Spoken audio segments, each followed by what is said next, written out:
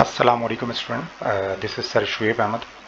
और आज हम जो स्टडी करेंगे वो है formation of stationary waves. And stationary wave is also known as the standing waves, and this stationary waves are produce in a string which fix at both ends. हम जो आज पढ़ेंगे वो है स्टेशनरी वेव्स, और स्पेशली वो stationary wave जो किसी फिक्स स्ट्रिंग में प्रोड्यूस हो, एक स्ट्रिंग जो बोथ एंड से फिक्स है, और उसमें जो वेव्स प्रोड्यूस होंगी उसको हम स्टेशनरी वेव और स्टैंडिंग वेव्स कहते हैं। नाउ आज थोड़े से हम इसको इजी वे में पढ़ने की कोशिश करते हैं कि भाई ये स्टेशनरी वेव्स प्रोड्यूस कैसे होती है और उनकी प्रॉपर्टीज़ क्या है। हमने देखें ये एक स्ट्रिंग ले लिया, और ये स्ट्रिंग देखें बोथ एंड से क्या है भाई, फिक्स है। जब बोथ एंड से फिक्स है, जैसे ही मैं इस स्ट्रिंग को डिस्टर्ब करता हूँ या प्लग करता हूँ तो इसमें वेव बनेंगी। अब ज़रा गौर से देखिएगा, ये अगर वेव बनना शुरू हुई इस तरीके से अगर जाती है, अब मुझे बताइए सामने वाले सरफेस से टकरा रही है। आपको पता ही जो टकरा रही है, बताइए जो वेव यहाँ से टकराएगी तो बताइए यहाँ एब्जॉर्ब हो जाएगी या रिफ्लेक्ट हो जाएगी। लाजमी से ये जो सरफेस है ये एक रिजिड सरफेस है, तो इससे ये वेव टकरा के पता है क्या होगी, रिफ्लेक्ट होगी। अब आप लोगों को पता है कि जब ये क्रेस्ट, आपको पता है ये अपर सरफेस क्रेस्ट कहलाता है। ये अपर सरफेस क्या है भाई, क्रेस्ट है, और ये नीचे वाला ये क्या है भाई, ट्रफ है। जब क्रेस्ट टकराएगा और जब पलट के वापस आएगा तो आपको पता है ये क्या बन जाएगा, ये ट्रफ बन जाएगा। तो इट्स मीन जैसे ही हमारे पास, जैसे ही आप यहाँ पे देखेंगे,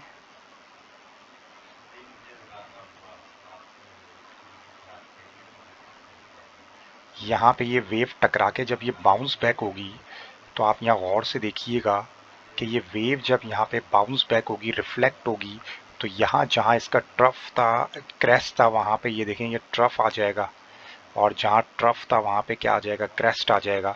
फिर जहाँ ट्रफ था वहाँ पे क्रेस्ट आ जाएगा। अब ये वेव यहाँ टकराएगी, अब ये टकरा के फिर वापस आएगी। तो इसका मतलब ये हुआ, अगर आप ब्लू कलर से देखें तो ब्लू कलर वाली वेव जो मूव कर रही है वो राइट साइड पे, और जो रेड वाली वेव है जो टकरा के वापस आ रही है वो मूव कर रही है लेफ्ट साइड पे।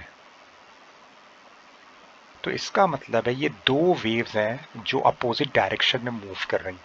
तो ज़रा सुन लो भाई, पहला पॉइंट तो बड़ा इंपॉर्टेंट हमें मिल गया, two waves travelling in opposite direction, travelling in opposite direction.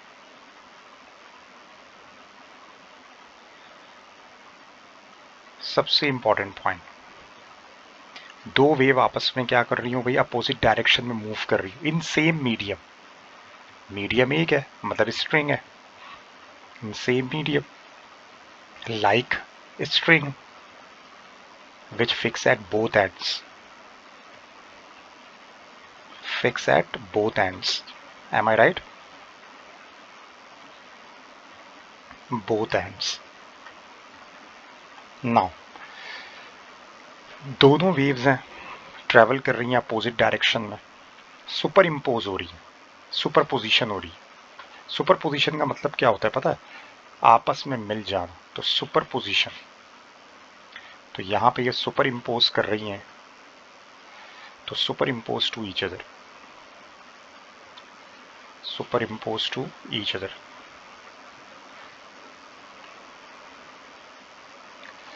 एक दूसरे में सुपर इम्पोज कर जाते हैं।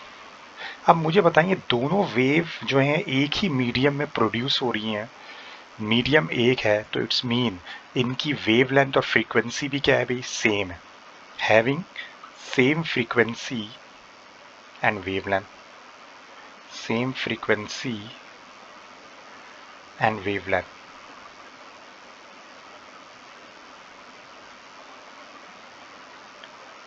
अब रिजल्ट क्या निकला भाई, इस रिजल्ट को हम कहते हैं भाई क्या, जो रिजल्ट निकला इसी को हम क्या कहते हैं भाई, स्टेशनरी वेव्स और standing wave.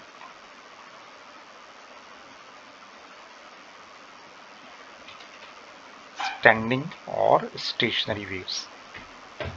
Why it is called stationary or standing?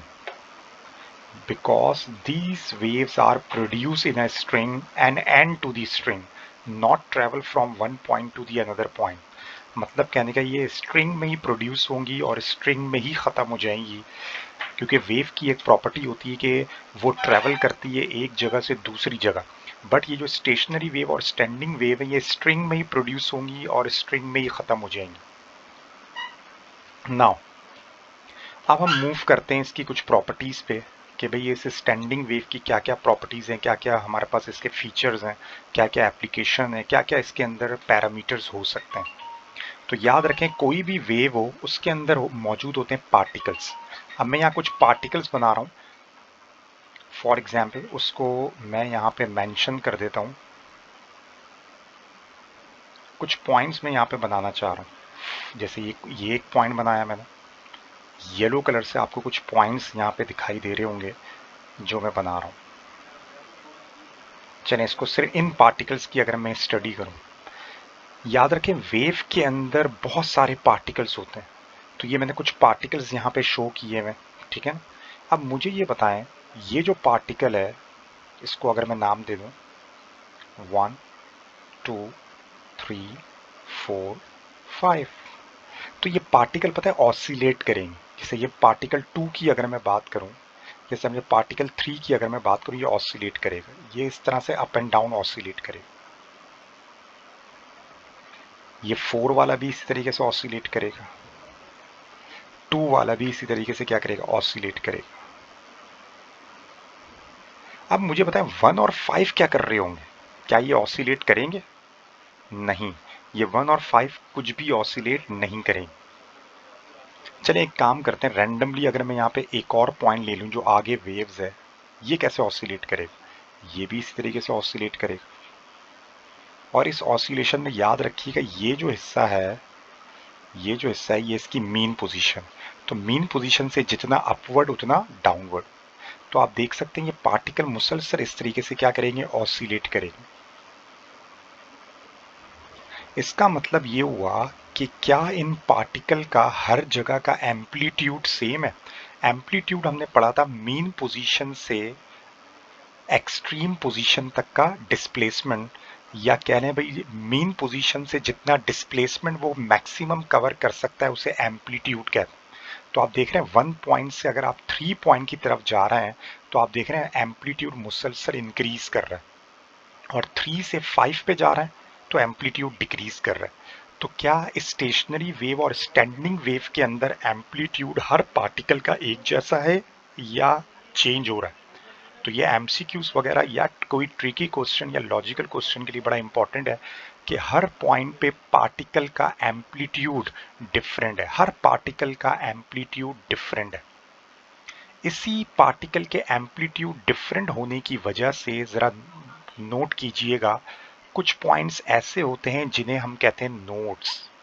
बड़ी आसानी से मैं बता रहा हूँ नोड्स। और नोड्स क्या कहलाते हैं? Those points at which the amplitude is zero. Those points, ऐसे पॉइंट्स, दोज पॉइंट्स और पार्टिकल, दोज पॉइंट्स और पार्टिकल, पार्टिकल्स कह लें या पॉइंट कह लें, having no amplitude, having zero amplitude, having zero amplitude, amplitude are known as the nodes. Those points और particles having zero amplitude, और बहुत सारी जगह लिखा हुआ है those points, those particles are stationary, are known as the nodes. तो उनको हम नोड्स कहते हैं। तो अगर मैं यहाँ पे लेबल करूँ तो ब्लैक कलर से मैं लेबल कर रहा हूँ नोड्स को। आप अगर आप गौर से देखें तो ये नोड्स कहलाएगा। यहाँ पार्टिकल रेस्ट में है तो इसको मैं कैपिटल N से रिप्रेजेंट कर देता हूँ, ये नोड्स कहलाते हैं। ये क्या कहलाते हैं बच्चों? नोड्स कहलाते हैं। तो these are nodes. And the next one is antinodes. Next one is antinodes. Antinodes क्या कहलाते हैं, जरा गौर से सुनिएगा। दोज पॉइंट्स और those particle having maximum amplitude, maximum amplitude which are known as the,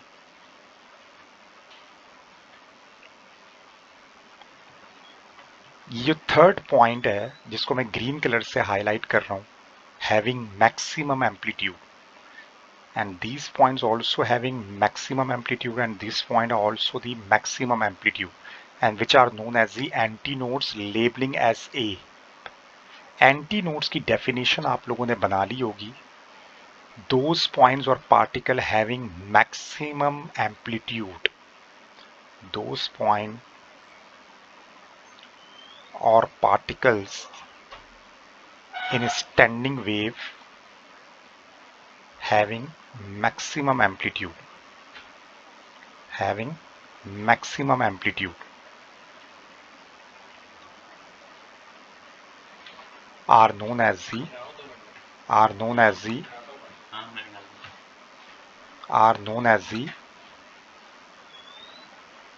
antinodes. तो इस स्टैंडिंग वेव में ये दो चीज़ें बड़ी इंपॉर्टेंट है, नोड्स एंड एंटीनोड्स। अगर आप लोगों के जहन में रहेगा कि नोड्स क्या होते हैं और एंटीनोड्स क्या होते हैं, तो मैं समझ सकता हूँ कि आप लोग बहुत इजीली स्टैंडिंग वेव और स्टेशनरी वेव्स को स्टडी कर सकेंगे। मुझे उम्मीद है कि यहाँ तक सबके क्लियर होगा। अब हर वेव की कुछ प्रॉपर्टीज़ होती हैं, जैसे अगर मैं एक वेव इक्वेशन लिखूँ आपके सामने, तो वेव इक्वेशन कहलाती है v is equal to F lambda. सबको अंदाज़ा है कि v कहलाती है वेलोसिटी ऑफ वेव या speed of wave, f frequency, और ये जो लैम्डा बना हुआ है इसे हम कहते हैं भाई वेव लेंथ। याद रखें वेव इन ए स्ट्रिंग, जिसको हम स्टेशनरी वेव्स कह रहे हैं, विच फिक्स एट बोथ एंड्स, इसमें ये फ्रीक्वेंसी और वेव लेंथ और वेलोसिटी ये तीनों पैरामीटर्स होंगे। अभी हम सिर्फ एक चीज को डिस्कस करने वाले हैं, वो है वेव लेंथ, लैम्डा जिसे हम कह रहे हैं। हमने ये पढ़ा था, अगर एक क्रेस्ट और एक ट्रफ मिले तो एक कंप्लीट वेव लेंथ बनती है। एक क्रेस्ट एक ट्रफ अगर मिले तो इसको हम एक कहते हैं कंप्लीट वेव लेंथ, जिसे हम लैम्डा से रिप्रेजेंट करते हैं। तो मैं ये चाहूंगा इस स्टैंडिंग वेव के अंदर हम कुछ लेबलिंग करें वेव लेंथ के हिसाब से। तो अगर आप गौर से देखें तो देखें, अगर यहां से मैं चलूं और यहां तक की लेंथ लूं, जो मैं कह सकता हूं दो लूप की length, length of two loop. ये जो लेंथ ऑफ टू लूप है, इसमें देखें एक क्रेस्ट मौजूद है, एक ट्रफ मौजूद है। तो एक क्रेस्ट और एक ट्रफ मिलता है तो एक कंप्लीट वेव लेंथ बनता है, जिसे हम क्या कहते हैं भाई लैम्डा कहते हैं। तो क्या मैं आपसे कह सकता हूं कि भाई डिस्टेंस बिटवीन या लेंथ ऑफ टू लूप, अगर आपसे कोई पूछ ले भाई लेंथ ऑफ टू लूप बताओ स्टैंडिंग वेव में क्या होती है, तो लेंथ ऑफ टू लूप होगी, हाँ भाई, two loops is lambda wavelength. Am I right? अगर एक लूप की लेंथ कोई पूछ ले आपसे, भाई एक सिंगल लूप की लेंथ बताओ किसके बराबर हो, बहुत कॉमन सेंस की बात है, जब एक लूप दो लूप की लेंथ लैम्डा है तो एक लूप की लेंथ लैम्डा का क्या हो जाएगा, हाफ, मतलब लैम्डा बाई 2। तो अगर कोई आपसे पूछ ले length of one loop is, तो आप आंसर देंगे लैम्डा बाई 2। लेकिन अगर गौर से देखें आप, जो एक लूप की लेंथ है वो दो नोड्स के दरमियान डिस्टेंस भी है। तो क्या मैं कह सकता हूं दो नोड्स के दरमियान डिस्टेंस को भी क्या कहते हैं, लैम्डा बाई 2। और अगर यही डिस्टेंस आप एग्जैक्टली मेजर करें, दो एंटी नोड्स के दरमियान डिस्टेंस और दो नोड्स के दरमियान डिस्टेंस एग्जैक्टली बराबर होता है। ये तो एक रफली डायग्राम है। अगर आप एक प्रॉपर स्टैंडिंग वेव बनाएं और उनको मेजर करें कि दो नोड्स का डिस्टेंस और दो एंटी नोड्स का डिस्टेंस बराबर होता है, और इसे हम कहते हैं लैम्डा बाई 2। तो हम कह सकते हैं distance between two consecutive nodes or antinodes, two consecutive nodes or antinodes is known as the antinodes is, किसके बराबर होगा ये, lambda by 2। Is it clear? Again दो लूप की लेंथ लैम्डा, एक लूप की length lambda by 2, distance between two consecutive nodes और anti nodes is also lambda by 2। चलें, दो लूप की लेंथ हो गई लैम्डा, एक लूप की लेंथ हो गई लैम्डा बाई 2। तो क्या आप ये प्रेडिक्ट कर सकते हैं कि ये जो हाफ है, हाफ ऑफ लूप की लेंथ किसके बराबर होगी? जैसे मैंने अभी कहा, दो लूप की लेंथ तो बराबर हो गई लैम्डा, एक लूप की लेंथ हो गई लैम्डा बाई 2। अब एक लूप का भी हाफ कर दें, अगर एक लूप का हाफ करते हैं मतलब हाफ का भी हाफ, तो ये कहलाएगा क्वार्टर। तो इसको कहते हैं लैम्डा बाय 4। जैसे क्वार्टर ब्रोस्ट होता है ना, जैसे आप लोगों ने खाया होगा क्वार्टर ब्रोस्ट, तो बिल्कुल हाफ का भी हाफ। तो दो लूप की लेंथ लैम्डा, एक लूप की लेंथ लैम्डा बाय 2 और हाफ लूप की लेंथ लैम्डा बाय 4। तो अगर कोई आपसे पूछ ले length of half loop is, तो आप कहेंगे लैम्डा बाय 4। लेकिन गौर से देखें, ये जो हाफ लूप की लेंथ है ये एक नोड्स और एक एंटी नोड्स के दरमियान डिस्टेंस है। तो अगर मैं आपसे पूछ लूं distance between nodes and anti nodes is, एक नोड और एक एंटी नोड्स के दरमियान डिस्टेंस क्या होता है? तो इसका आंसर क्या होगा भाई हमारे पास? Lambda by 4। तो ये कुछ बातें आप लोग याद रखिएगा। ये है फॉर्मेशन ऑफ स्टैंडिंग वेव। ये जो कुछ पॉइंट्स मैंने लिखे हैं, इसको देखते हुए आप स्टैंडिंग और स्टेशनरी वेव्स की डेफिनेशन बना सकते हैं। For example, superposition of two waves having same frequency and wavelength but traveling in opposite direction in same medium produces standing और stationary wave। ये हमारे आज के लेक्चर का कंक्लूजन है। दोबारा रिपीट कर रहा हूँ, स्टैंडिंग और स्टेशनरी वेव जो हमने यहाँ पे पॉइंट लिखे, इसके हिसाब से superposition of two waves having same frequency and wavelength but travelling in opposite direction in same medium produces standing और स्टेशनरी वेव्स। उम्मीद करता हूँ कि ये लेक्चर आपकी समझ में आया होगा। इंशाल्लाह इसकी नेक्स्ट वीडियो में हम यहीं से कंटिन्यू करेंगे और इस लेक्चर को आगे बढ़ाएंगे। अपना बहुत ख्याल रखिएगा। अस्सलाम वालेकुम वरहमतुल्लाह।